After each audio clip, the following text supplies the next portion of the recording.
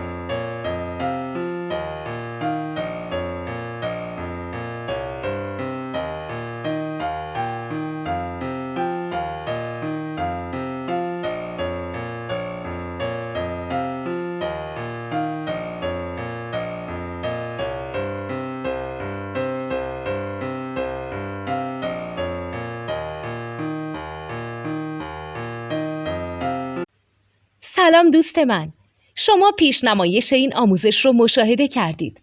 برای دیدن آموزش به صورت کامل میتونید به وبسایت نوت2 که مرجع آموزش موسیقی هست مراجعه کنید.